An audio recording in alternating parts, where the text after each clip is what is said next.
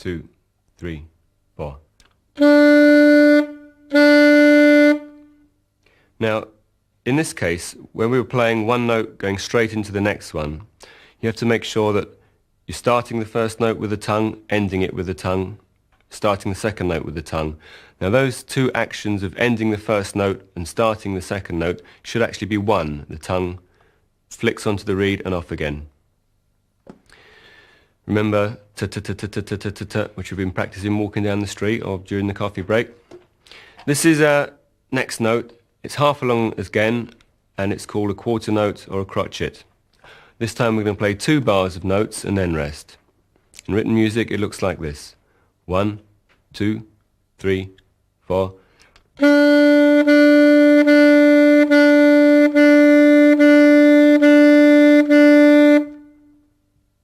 3, 4.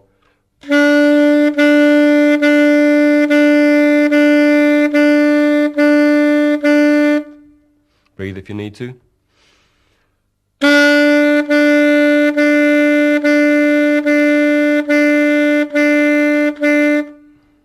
2, 3, 4.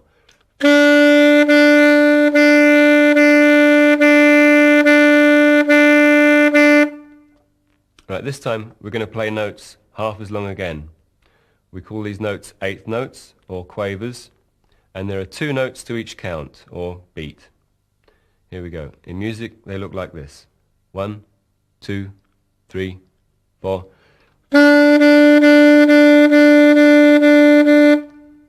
2, 3, 4.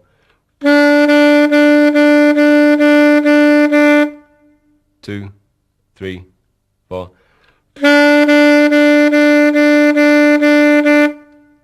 2, 3, 4.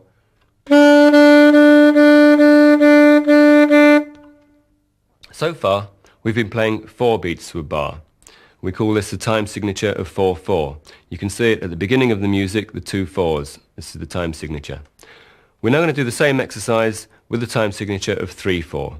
This time, tap your foot and count 1, 2, 3, 1, 2, 3, and so on. We start the note on the first count of 1, hold it for 3, and stop on the next count of 1. Rest for 3, and then start again. In musical notation, it looks like this. 1, 2, 3. 2, 3. 1, 2, 3. 1, 2, 3. A dot following the written note means that that note lasts for half as long again. Remember, the half note lasted for 2 counts. Well, this is a dotted half note, and this lasts for 3 counts. It's very important that you get a sense of tempo. That means that your count is regular. It doesn't speed up or slow down. It's very good exercise to try practicing with a metronome or a drum machine if you've got one. After a while, the sense of tempo will become natural to you. You shouldn't have to rely on tapping your foot either, but it doesn't do any harm. If you want to tap your foot, I see no reason why you shouldn't. It's very important to play in a regular tempo when you're with other musicians, otherwise you could end up before them or after everyone else. We're now going to move on to the next section, where I'm going to show you a few more notes and some tunes.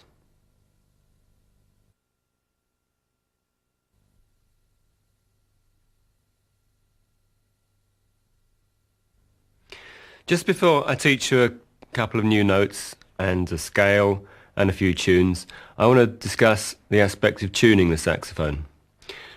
Okay, we've learnt the note B and we can play it quite well by now, I'm sure, but maybe your note doesn't sound quite the same as mine. This could be because it's not in tune. Now, the way we tune the saxophone is by moving the mouthpiece on or off the neck. If your note is higher in pitch than mine, that means it's sharp, and we move the mouthpiece further off the neck like that. If your note is lower in pitch, then that means it's flat. We move the mouthpiece further on until it's in tune. You can also tune the saxophone to a piano. If you do this, your note B on the alto saxophone corresponds to the note D on the piano. Okay, we've covered the notes G, A and B so far. Remember, this is the B, that's the A, and here's the G. G, A, B. The next note we're going to look at is C. Now this one's quite tricky. Instead of just taking a finger off and getting the next note upwards, or putting a finger on and getting the next note down, we're going to have to alternate. That means to go from the B to the C, we take the finger off of the B, at the same time putting the second finger of the left hand on that button there. That is the middle of these three buttons. Ignore the little one there. That's the C. B, C. Just try playing that.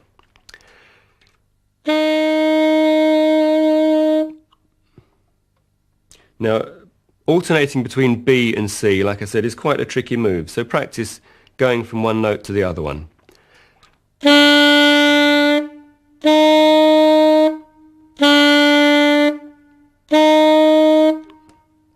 A very good exercise at this stage would be to use our previous rhythm exercise. Remember where we discussed quarter notes and we played the note B, 4 in a bar? We'll now try alternating between B and C, doing the same exercise. 1, 2, 3, 4. Okay, we're now going to look at the next note, which is the note D. This is possibly even trickier than the C because we're going to start using both hands, and this is the lowest note of the upper register. Up to now we've been using the lower register of the saxophone. Now we're going to use the octave key. To play this note, we'll need all the fingers of the left hand that we've used so far. That's the same fingering as the G. And in addition to this, we're going to use 3 fingers of the right hand. This is the first, second and third finger, which go on these 3 buttons down here at the bottom end of the saxophone. 1, 2, 3. So with those 3 fingers of the right hand, 3 fingers of the left hand, this is D. Not quite as simple as that. We have to add the octave key, which is this little mechanism just above the thumb rest. So with that pressed down, we're now ready to play the note D. Here it is. Now, it's quite tricky to go from the note C to the note D because we're changing from just 1 finger down of the left hand to 3 fingers of the left and 3 fingers of the right. And that's just one small step in music, C to D. So we're going to have to practice that move quite a lot just on its own. For now, play a C. Don't bother about counting or playing quarter notes for now. Just play the note C, then play the note D for as long as you like, back to the note C. We're just going to try alternating. Don't worry about timing, but listen to the notes, listen to the sound of the notes.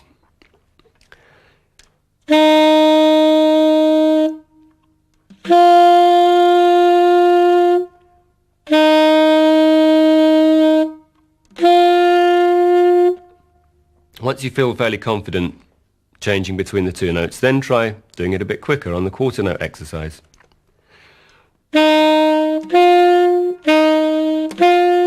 1, 2, 3, 4.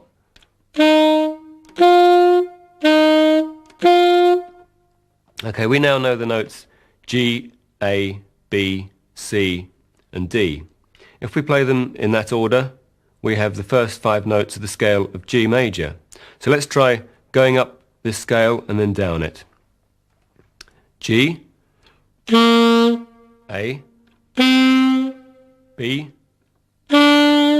C, and D. Now down.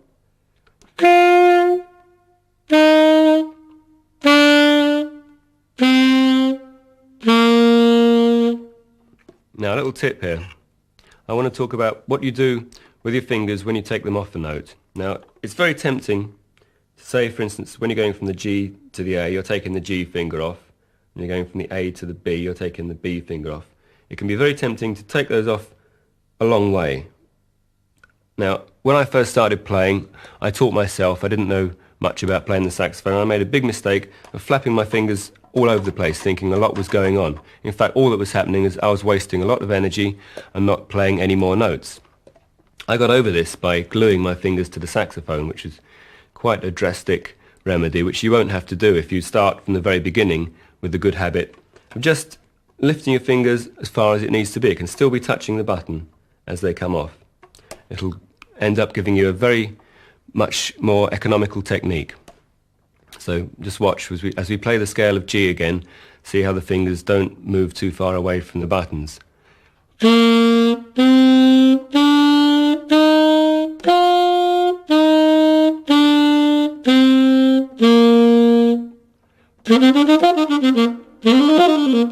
Now, I don't expect you to play that fast. I just wanted to show you that you can play fast without a lot seeming to go on. This is a very economical way of playing and just shows you don't have to flap your fingers around all over the place. If you find you have to slow down at any point in this scale for a difficult bit, for instance between the C and the D, or the B and the C, what that means is you've started too fast. I want you to be able to play this scale at an even tempo. It doesn't matter how slow it is at all. In fact, the slower the better, because you'll be playing strictly in time then. You won't have to slow down for the difficult bits. You can gradually speed up as you get to know it better. I don't mind how long it takes. It could be weeks or months or years. It really doesn't matter. Now that we know these 5 notes, G, A, B, C and D, we're going to try playing them in different combinations. Now, instead of me giving you a series of exercises like a conventional teacher would do, I want you to make up your own exercises. You do this by playing those notes in any order you like. Pick the notes at random. If you like, write them down on a piece of paper and just choose B, C, A, D, D, B, G, A. Could be whatever you like. In fact, see if you can find every single combination there are of those 5 notes and play them. What you're doing by this, as well as saving me giving you the exercises, is actually improvising. That is, making music up out of your own head. This is also called composing. This is a very important part of the kind of music I'm teaching you. It's involved in jazz, blues, rock and roll, and some sorts of classical music. Now, as well as improvising, I also think just as important as reading music is being able to play by ear. Now that means you can hear a tune that's played by another musician or that you hear on a record, and you pick the notes out and work out what the tune is for yourself. We're going to try that now on a couple of tunes. The first one, we're going to give you the music as well. This is When the Saints Go Marching In. You can play it with the 5 notes that we already know. We're going to be playing this to a backing track, and this tune starts on the second beat of the bar. Now this means I'm going to count you in 2, 3, 4, 1, and then you start on beat 2. Okay, here we go. 2, 3, 4, 1.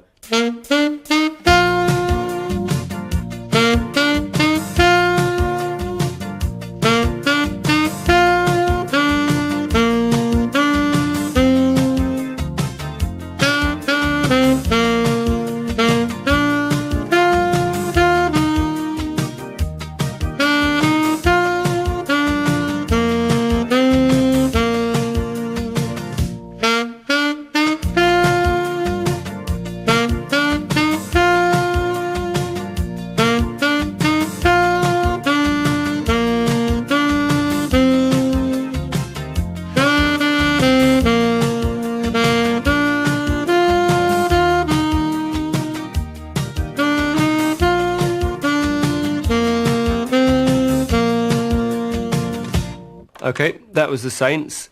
Now, music should be fun, and we're beginning to have a bit of fun now playing a few tunes. You're also learning some very important things like reading music, improvising, articulation and breathing. I want to get a good balance between doing what I consider to be correct technique and just having fun. This is what music's all about. Now, there are some more tunes I'm sure you can find for yourself that you can work out by ear to play with these 5 notes that we now know, G, A, B, C and D. One of them is Jingle Bells. I'm sure you all know this tune. It starts on the note B, so why not try working it out for yourself? If you want, there's a backing track for Jingle Bells that you'll find at the end of this video. Have fun.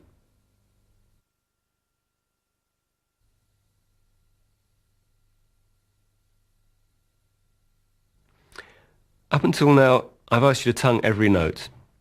Now, when you're playing 2 notes together, with no rests in between, we can play these in a style called legato. The first note is tongued as usual. Remember, tongue on the reed, then release it, play the note. But instead of tonguing the second or third note following that, just change your fingering while you're still blowing. In written music, this is indicated by a curved line called a slur. When we play like this, we refer to it as slurring the notes. I'm now going to slur between the notes B and C. Remember, tongue the first note, but not the ones after that.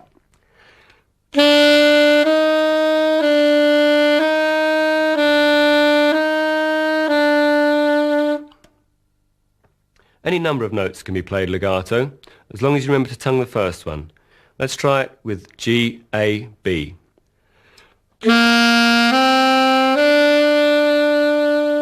B, C and D.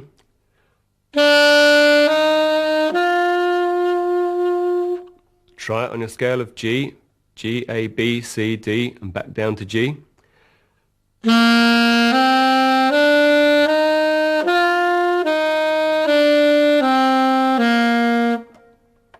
You'll probably find between the C and the D is particularly difficult legato. This is because we're changing from one register to the other. You've got to put all these fingers on.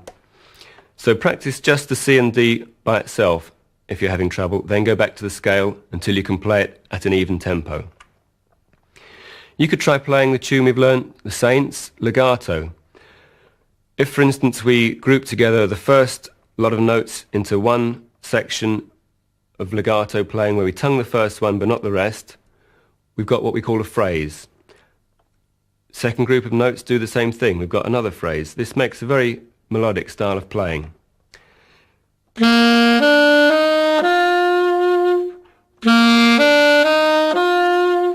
Instead of what we had previously was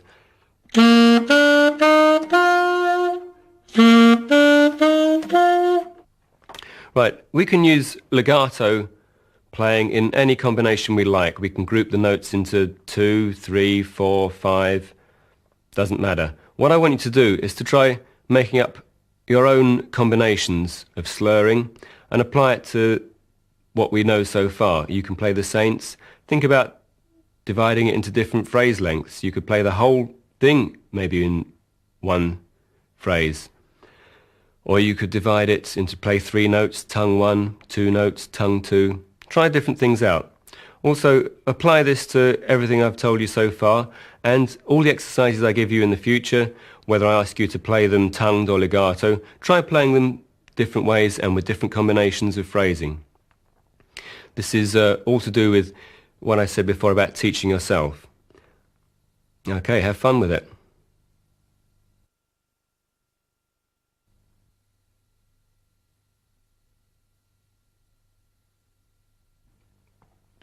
I'm now going to show you a few more notes. In fact, I'm going to show you quite a lot of notes now, so that very soon we'll be able to move on to playing some more interesting tunes and some blues tunes. First of all, we're going to continue further up the saxophone, the note E in the upper register. Remember the note D, which we played with the left hand 3 fingers and the right hand 3 fingers? Well, now take off your right hand 3rd finger and we have the note E. Now take off the right hand 2nd finger, we have the note F.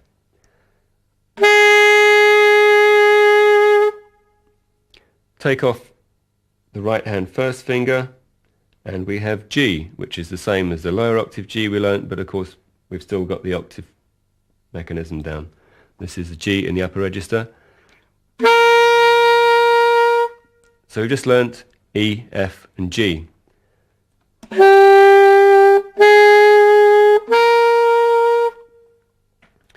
With these new notes we can now play part of the C scale, that is C, D, E, F and G. So let's try this.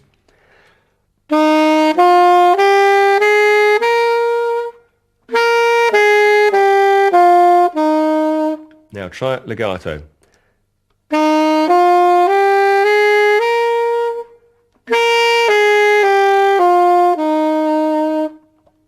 Now, with these new notes, we could play Jingle Bells or the Saints in the key of C. I want you to just try doing this by ear. Jingle Bells starts in the note E. Using the notes we've just learnt, C, D, E, F and G, we we can play Jingle Bells.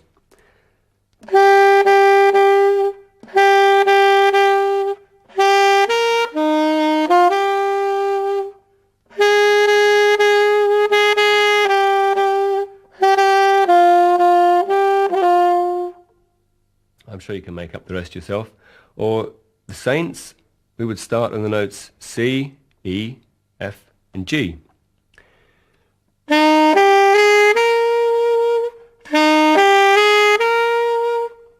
Try playing the rest of it yourself. Now we're coming to the note F sharp. In the upper register, octave key on of course, play our G, which is the first three fingers of the left hand, and with the right hand we're going to play not to the first finger, which would have been the F, but the second finger. This is the F sharp. Let's try this.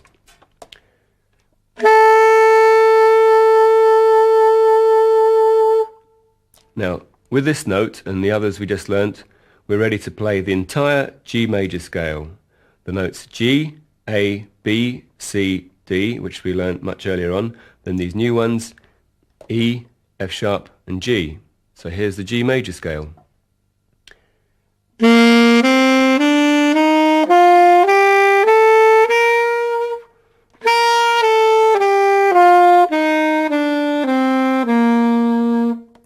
Try practicing that, as I mentioned in the last lesson, legato, try it with different combinations, group 3 notes with a slur and tongue the fourth one, so on and so on.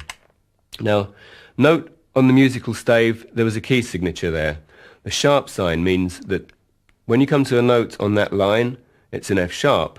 This saves us writing the sharp sign every time we come to an F sharp. We're now going to try the note A in the upper register. This is very easy for you. You already know A in the lower register. All we do is add the octave key. Another way of practicing the G major scale, now that we know this extra A note, is to add that at the top and then come down.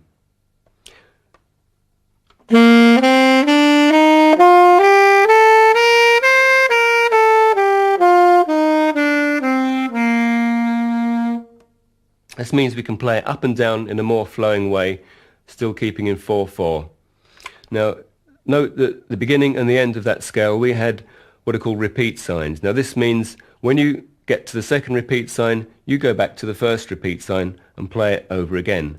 You could do this just once if there's no other indication, or if it says, for instance, ×3 or ×4, you would repeat it more than once.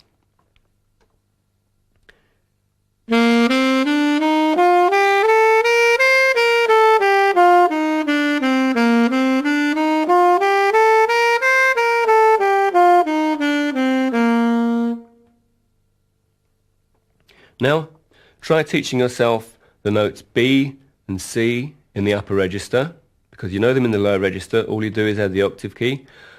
In the lower register, try the notes F sharp, F, E and D. Right, just to recap, I want you to play all the notes we've learnt in the lower register, but then add the one an octave higher. It sounds like this. That was G. A. That was B. That was C. Now the lower ones, G, going down to F sharp, to F, to E, and D. Now getting quite low with that D, and it gets rather tricky to play the low notes on the saxophone, especially quietly. So that's a very good exercise to keep trying. Try and play the low notes quietly. G, A, B, C upwards, and then G, F sharp, F, E, and D downwards. Okay, now we know quite a lot of notes, so very soon we'll be getting on to some interesting tunes.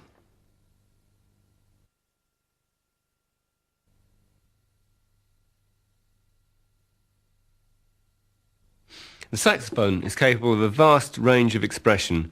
We could play a note and make it sound very nice and beautiful, or we could make it sound horrible and nasty, both of which are very useful things to be able to do. Here's a nice note. And here's a nasty one. Now both of those can be very useful ways of playing. We can express a wide range of emotions. What I'm going to do now is develop the long note exercise, which, as I told you before, I consider to be the most important exercise we're going to use. This is to make our playing more expressive. We'll start on a note that's in the middle of the range of the saxophone. B is a good note to start on, but I want you to play this on every note that you know. For now, I'm just going to concentrate on the B. You can go away and practice it on all the others. First of all, we're going to play the note B and concentrate on it being even. I want you to imagine the note like a straight line. Listen for tuning. Try and listen to see whether the note's going up or down in pitch. See if it sounds a bit lumpy, or got hiccups in it or something. Anyway, here we go. The straight note.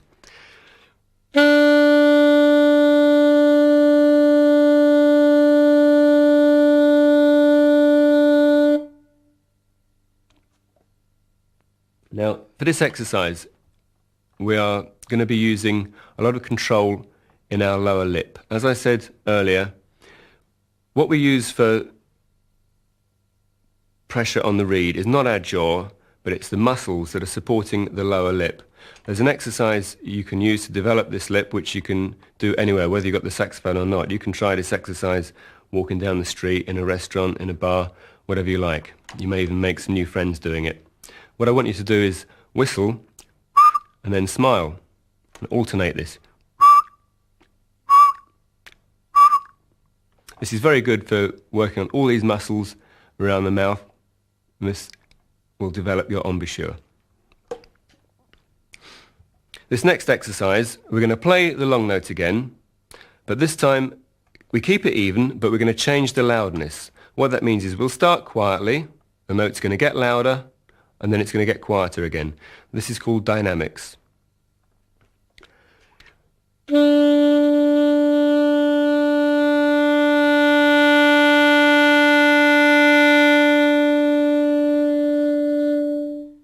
Again, listen to the note, make sure it doesn't go up or down in pitch.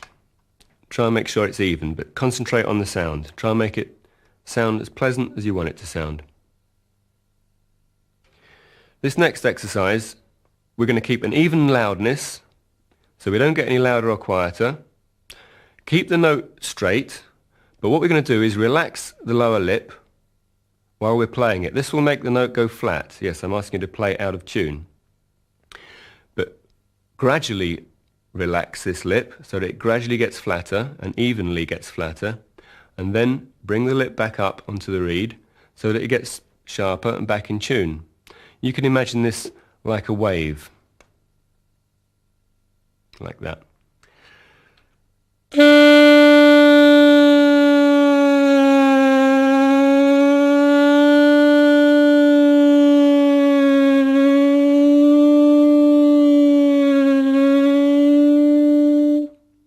That's quite a difficult exercise, and it gets harder as you get lower down. But don't worry, just persevere with it. What it'll do is three things. It'll give you flexibility to adjust your tuning. The saxophone as an instrument is not always perfectly in tune, and some notes are inevitably slightly sharp or flat. By being able to relax your lower lip like this, you can adjust the tuning to fit in with what you hear around you. Some notes especially are quite difficult. Another reason for this exercise is learning flexibility so that you can bend notes. You can hear this style of playing in some of the great blues and jazz saxophone players such as Johnny Hodges, who'll play things like this.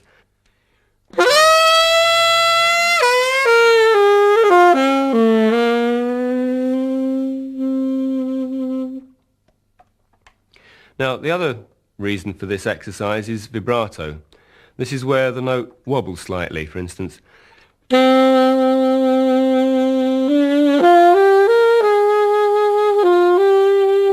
Or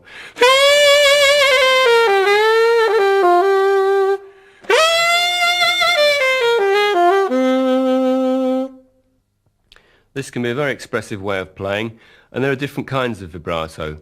If you listen to different saxophone